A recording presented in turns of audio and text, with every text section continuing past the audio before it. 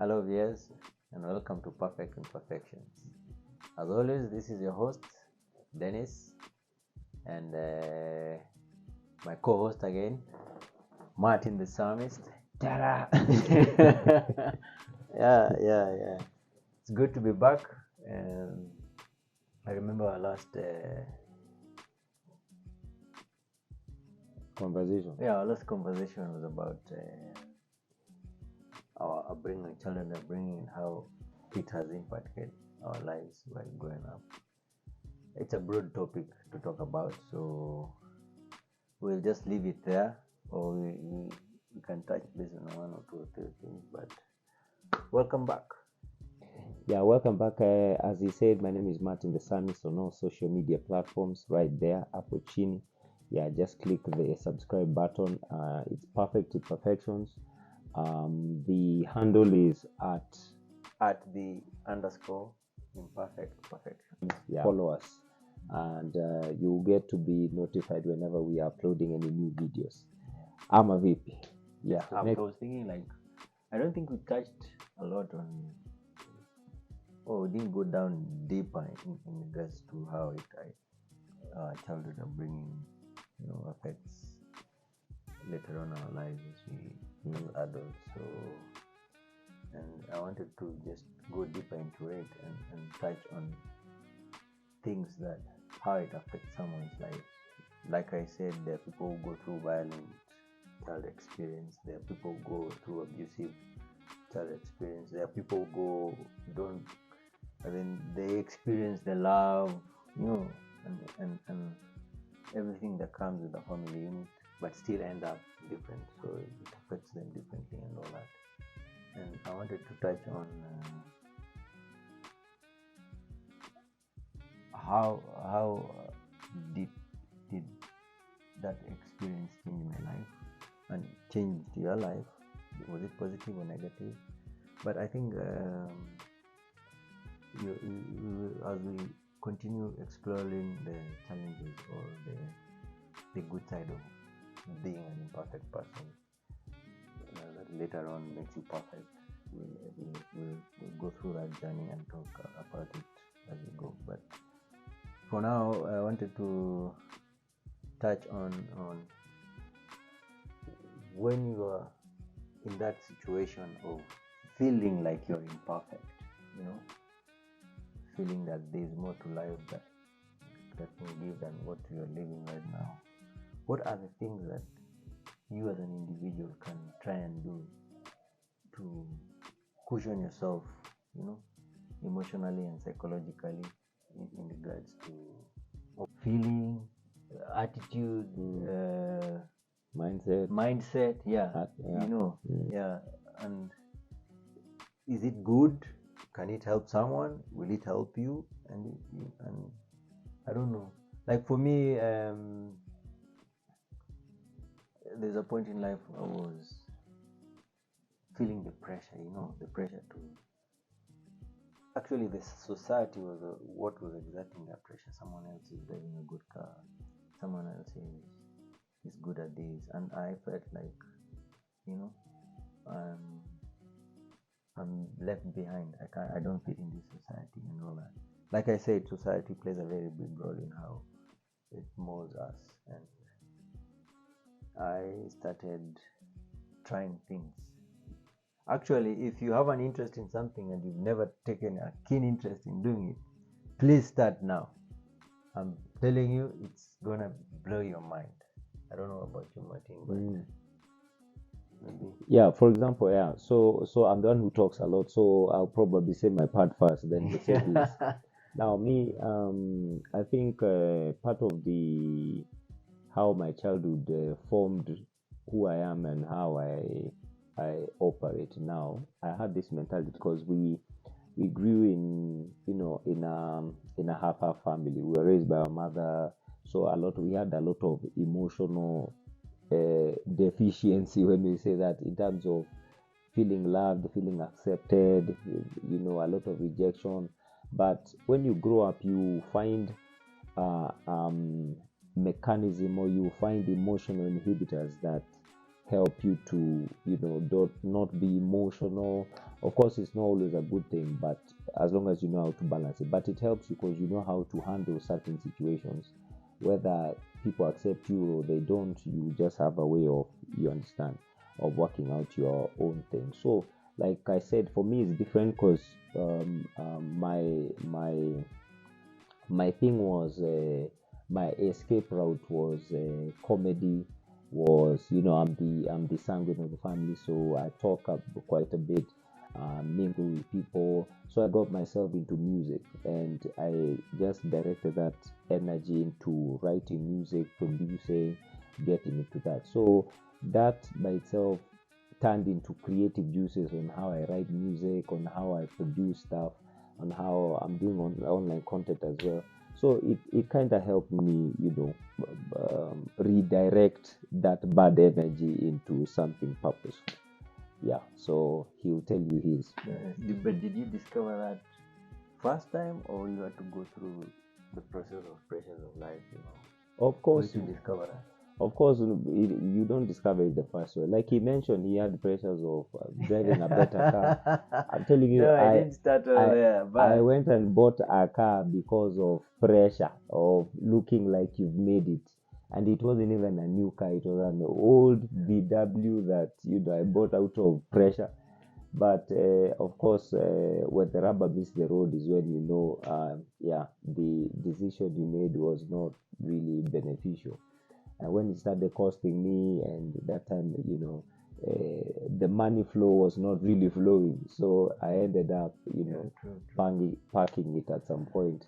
And I learned my lesson that you don't try and impress people. I mean, you don't try and live as per society standards.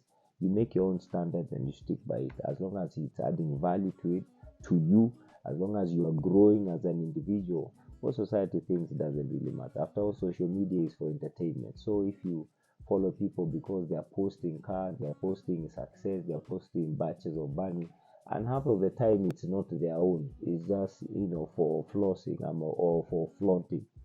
So just pick your route, know what you're good at, know what your passion is, and go for it. yeah, I remember I was listening to a podcast. Jay Shetty, it's called On Purpose, and he was interviewing, I don't know who this guy is, and this guy was a famous musician, a famous rapper, and he was living his life. And when I was listening, I could relate because everything he was touching on was touching about perfecting, and still after getting everything he wanted, he still said, I remember him saying he was still empty. He felt like he had not achieved, he has it, he has money, he has life and everything, but he still felt like he's not doing what he was meant to do. I will share the link later on, but what I came to discover is that once you discover that you're imperfect and embrace it and find ways of blocking, the negative energy that comes from society, you rebuild yourself afresh. It's not, and once you manage to address that imperfect scenario or situation about your life, that's not the end of it. Another scenario or another instance of part of imperfecting will come. But the most important thing is, do you learn from that stage of what you're going through? And does it, and the impact, is the impact uh, only affects your life or the people surround you, or you spread the energy? One thing I learned about is never be selfish with good or positive energy and vibe. Share it, spread it, so that you can leave room to receive more. You see, that's one thing I learned about imperfection on mobile. So it's good to start, sit down, self-analyze, and realize and accept that, what, I'm imperfect because of 1, 2, 3, and what can I do to do that? In the current day and world, we have a lot of tools to help you, discover or rediscover yourself. Like, I didn't know I was good at carpentry. I didn't know I was good in cycling. I didn't know I was good in many other things. But it didn't just start small. You have to start from somewhere and put a lot of effort in it. Like in cycling, they usually say like fitness is on list. True? True. If you stop training, your fitness level goes down. If you continue training, you become more fitter and perfect in whatever you do. So also in this channel, we're gonna help you people try and identify what you're good at. It's usually something most of you have discovered it, some of you are not, or most of you think what you're doing right now is what you're good at, but there's something else, subconsciously, or you've not yet discovered. Like how I discovered some things, and it's good to do that, explore. What my take is this, and what I usually will advise something: if something interests you to a point that you give it attention, like full attention, you don't know anything about it and everything, and I'm talking about positive things, leave out negative things, that's an interest. That's something you should channel all your energy to find out. If flying interests you, work towards it. It might work out for you today, tomorrow, or even instantly. If fitness is something that interests you and gives you room to focus and concentrate, pursue that. And that's what we're gonna do in this channel. We're gonna explore and interview different people who have managed to focus their energy in doing something that interests them, and how it has improved their lives, both physically, emotionally, financially, to a point that they have become better, and the next steps they move on to. So in our next channel, we're going to talk about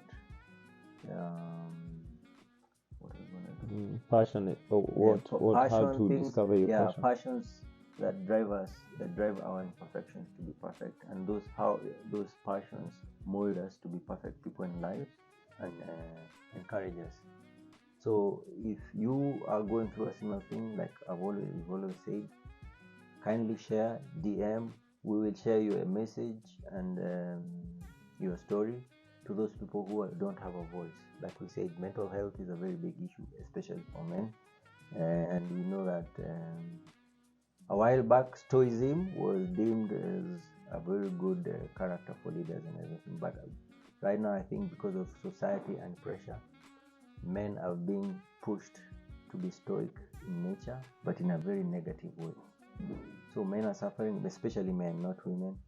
You find that there are a lot of men, they're not, I think they are ashamed of voicing out their emotions and feelings. We will do that for you. We'll not mention any names, but we will share your story so that we can be able to be in a position to encourage someone else, to help someone else, uplift someone else who's going through challenging phase in their life. Subscribe and give us a like on this channel, and we will appreciate, and we'll see you next time.